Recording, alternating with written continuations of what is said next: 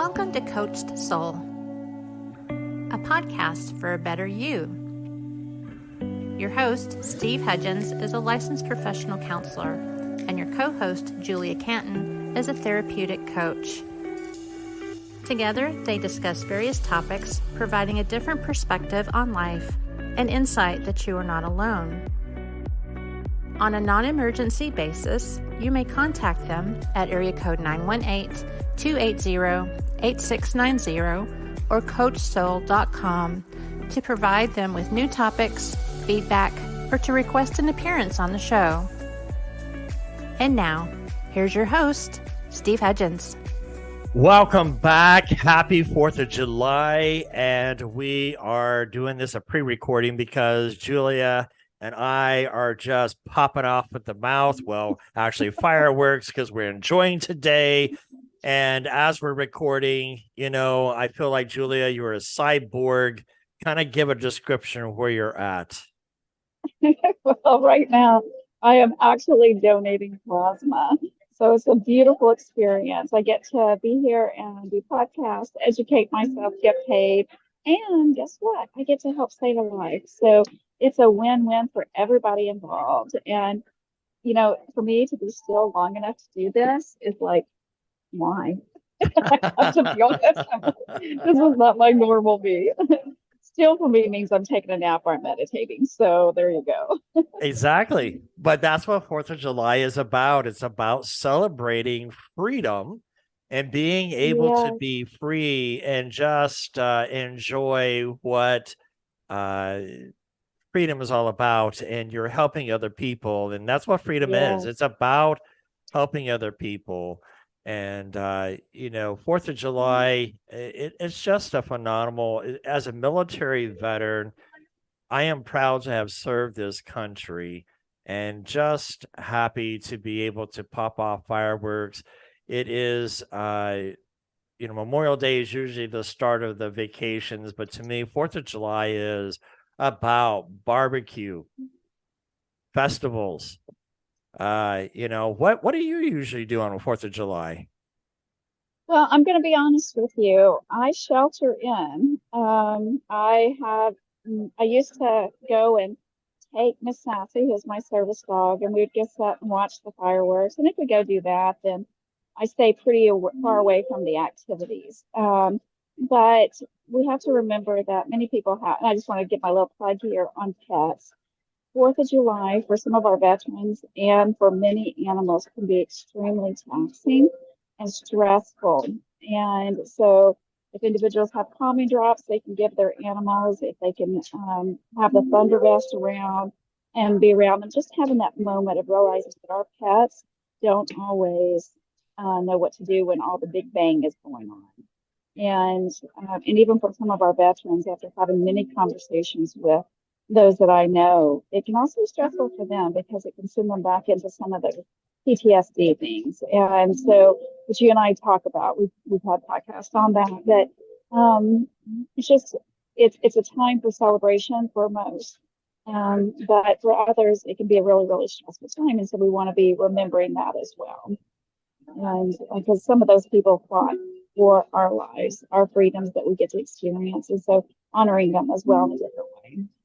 No, I totally agree. It's an honor to be able to have served the country, and just some history. 1776 is our birthday, and so when you think about where we are in regards to celebration of our country, it's important to being able to celebrate what we have accomplished. But, here it is, July the 4th, 1777 was the first organized celebration of Independence Day, which is interesting because fireworks have been used around since as early as 200 BC.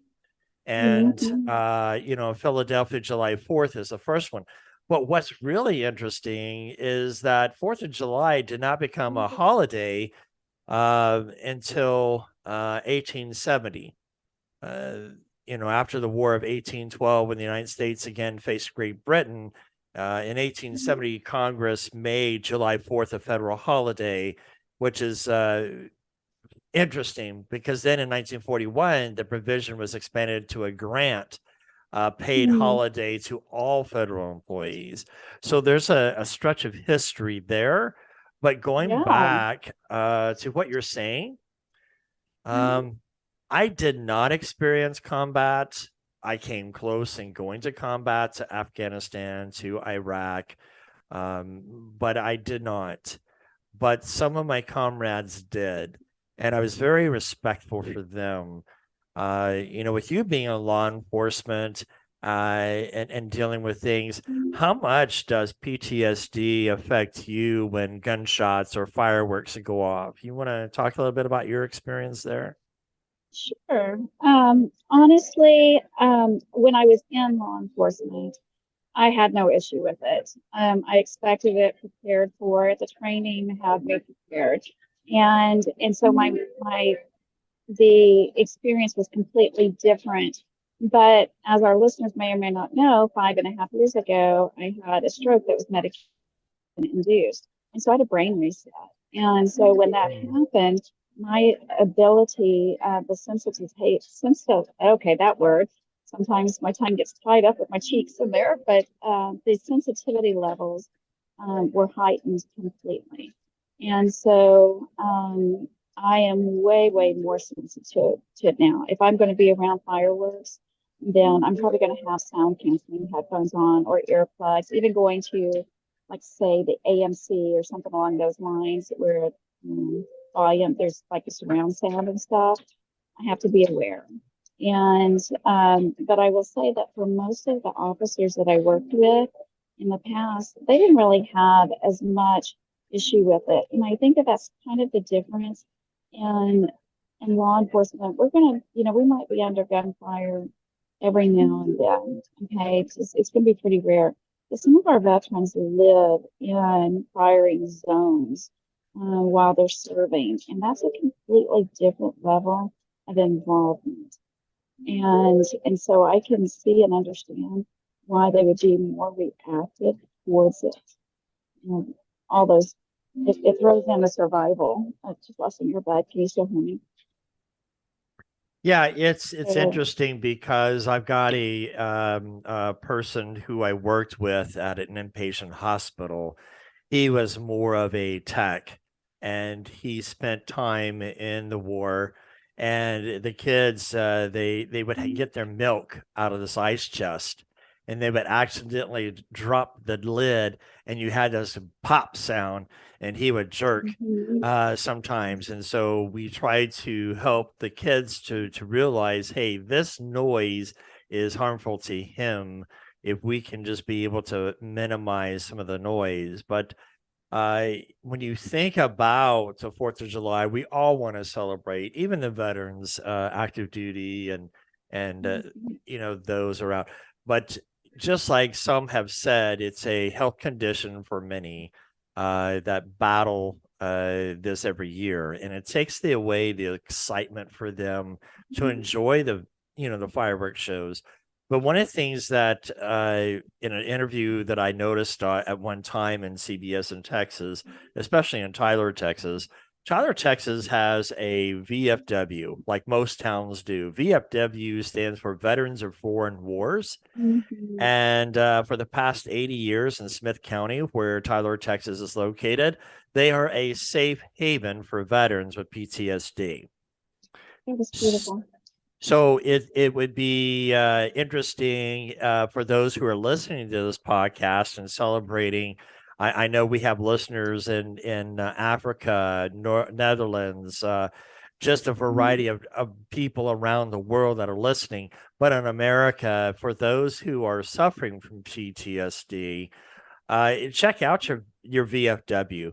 Find out if they have some event that's there to help support our veterans who have PTSD, because it's And I important. also, it is, Steve, and I think that it's important that if we want to support our veterans specifically, that we find ways to do it all year long, not just on a holiday or a celebration targeted date and time. like the VFW, for instance, they're always looking for volunteers. Mm-hmm. If you have a small business and you want to support the veterans, find a way to serve within that community through the VFW. They love hosting workshops, luncheons, and things along those lines. And you can have those as tax write-offs. And so while you're giving back, You know what I typically do on the 4th of July is I like to put my flags out. Yes, flags, plural. One is the United States flag, which is higher on the setting of my home, and the other is a Army veteran.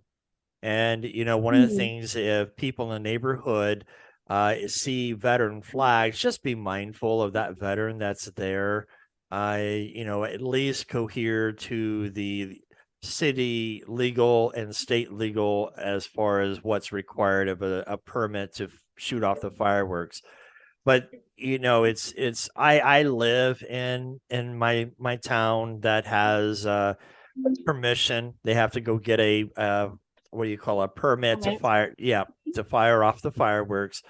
But it's the bigger shells that go off that really does something. I will never forget. I was at the National Training Center there in California, and we were out in the field. And I guess I was a heavy sleeper or something, or I didn't notice because I was in the Humvee, making sure that communication stayed up for our war. And I had gone to bed that morning and fell asleep. And all I hear is this big, huge kaboom. And there's this tank shooting artillery shells over my tent. So it does have that fierceness to it, and just these big huge shells can also do it. And one of the suggestions too is if you have a veteran or somebody that has PTSD, it doesn't have to be a veteran. You have your police officers, you have other people who yeah, first responders, but even those people who have been involved in shootings or bombings, that is also considered PTSD. Yes, it is. Yes, and even some domestic violence survivors will experience that too. And I'd also like to just add that it doesn't take necessarily repetitive issues for someone to, or incidences for someone to have the experience of PTSD. Sometimes it is one triggering moment that caused the brain to have that glitch and rewiring.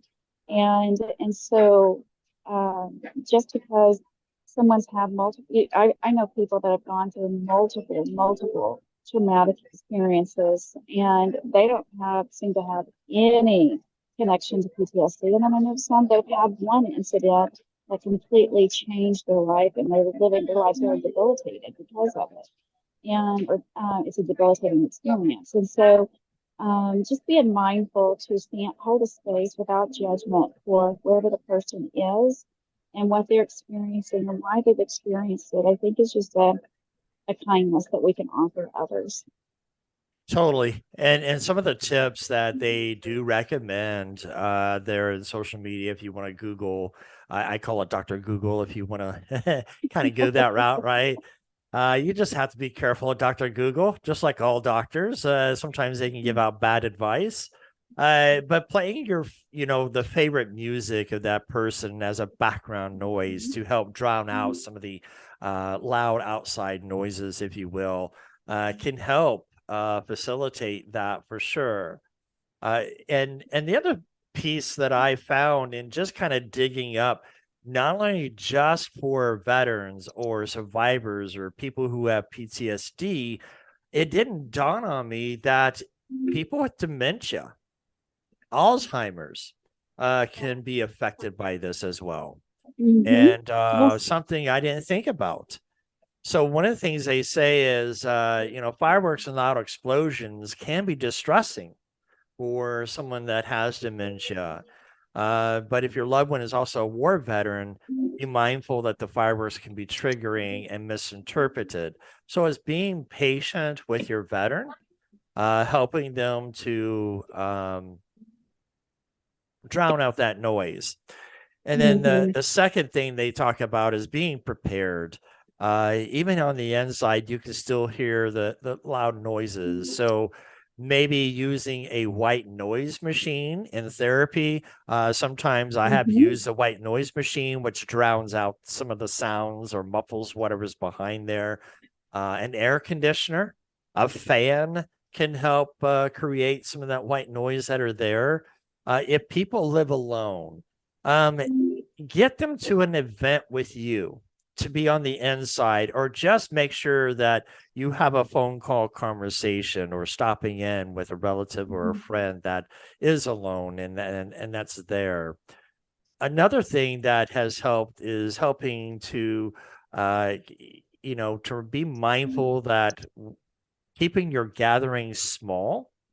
You Mhm. don't want 100 people at your event and have somebody with PTSD or Alzheimer's or dementia. It just is too stimulating for them, but also being creative in your celebration.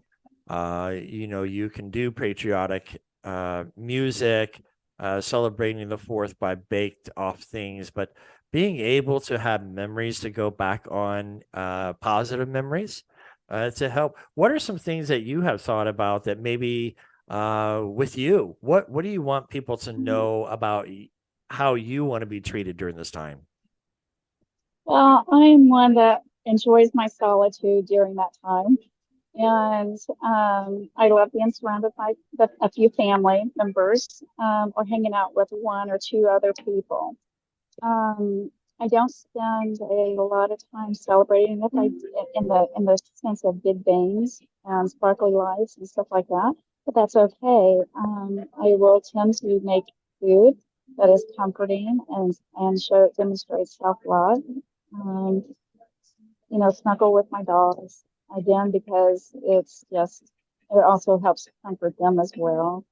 Um, and it's just, the white noise. If I do go to an event, I make sure that when I have my service dog with me, but I have a human companion as well that is attending because they want to, but also it just gives me an extra voice, an extra set of ears.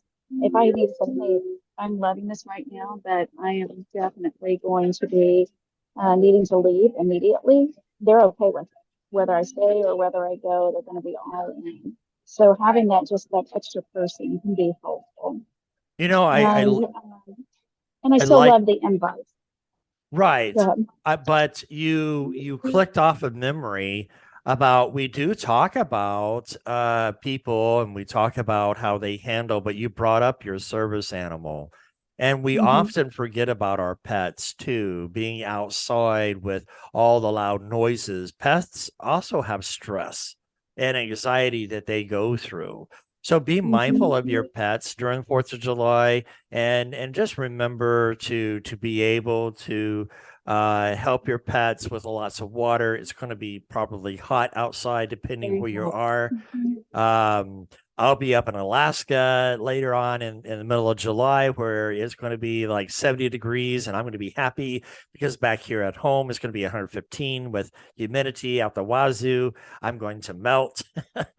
And the thing about it is, I'm glad to be cooled off, but at the same time, we want to be mindful of our pets, making sure there's plenty of water. Even you, as a human being, need to be drinking plenty of water. And one of the things that we try to talk about with PTSD and this type of holiday is that we forget about slow, deep breathing, using the breathing from the diaphragm and breathing out nearly twice as long on breathing in.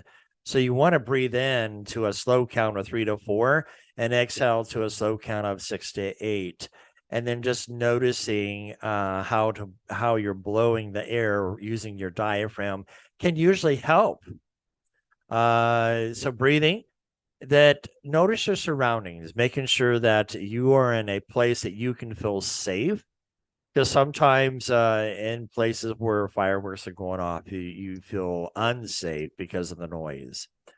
One other thing And is hydrate. Yeah, hydrate, hydrate, hydrate. I'm sorry if I talked over you just then, guys, but I'm in a kind of a louder space here. So No, you're yeah, fine, thank you. and we know that you're giving to people, and it's appreciated. But yes, hydrate is a good thing. But even using sensory items such as a diffuser with lavender.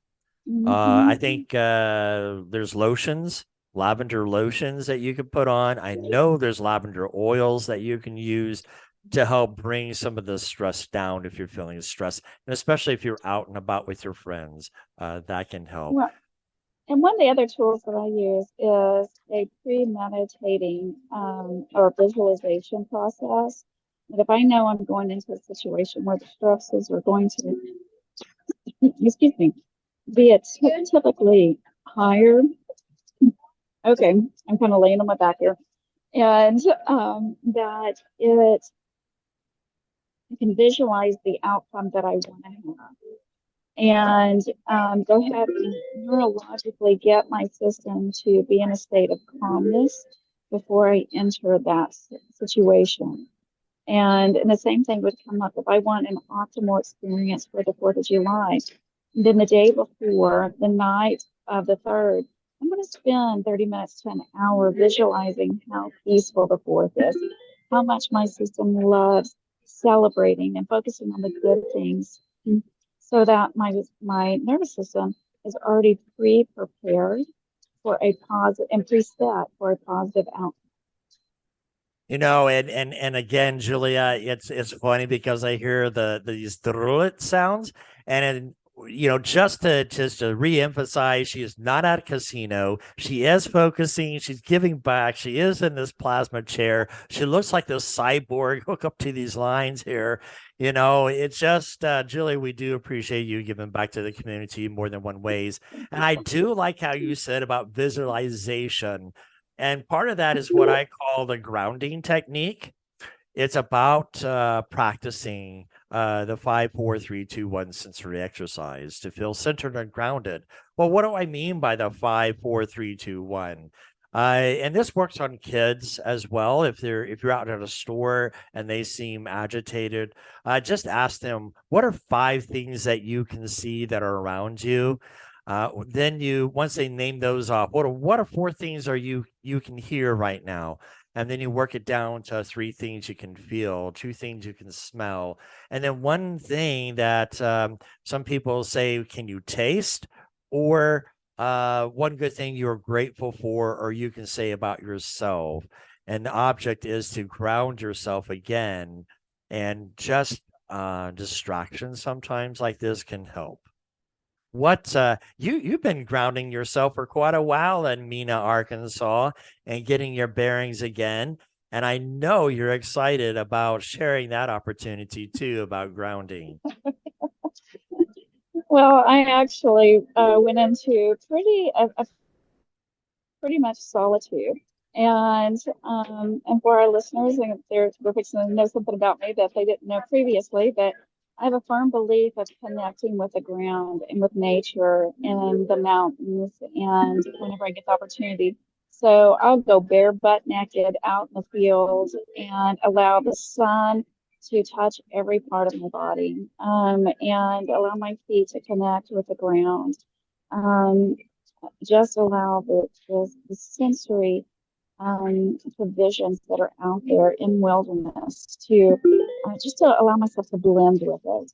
And if I have opportunity to be around or get in or on water, I'm going to do that as well. Yes, are you FaceTiming? So we just Uh-huh. need to be able to be mindful of being careful that if you see a white moon out walking on the ground, not to shoot Julia, okay? But it's a perfect thing about grounding. So it is important for us to be able to find ways of grounding ourselves, whether we have PTSD or not. It is part of that self-care. There's that theme again that keeps coming back up about self-care and how to take care of ourselves. You know, Julia, it's important that we are able to be cognizant of those around us who have sensitivities to loud noises. simply because not only it's veterans or dementia or the public or first responders, many people have difficulties in having issues. But again, it shouldn't be a negative way of not celebrating the holiday. It should be a way of celebrating our holiday with our friends and our families, getting out to notice a variety of different things. What I really enjoy, if you can do it in your neighborhood or go somewhere, but I live in Broken Arrow and it's very hilly on this side, that I can go to a certain place because I don't want to give it away because everybody be coming, but I think majority will know. But there is a hill that I can go to that I can see about 4 different cities in the Tulsa area that I can catch the fireworks. Even downtown Tulsa, I can see the fireworks. Jinx, Broken Arrow, Coweta, Bixby. There's a seabed of amazing fireworks shows. And then I can drive up to another part of the hill and look from a different perspective. And here's this clouded smoke lingering over the valley because there are so many fireworks that people are celebrating. Again, freedom, celebrate, and happy 4th of July. Thanks for joining us today. We hope to have you back next week. Until then, be safe and be kind.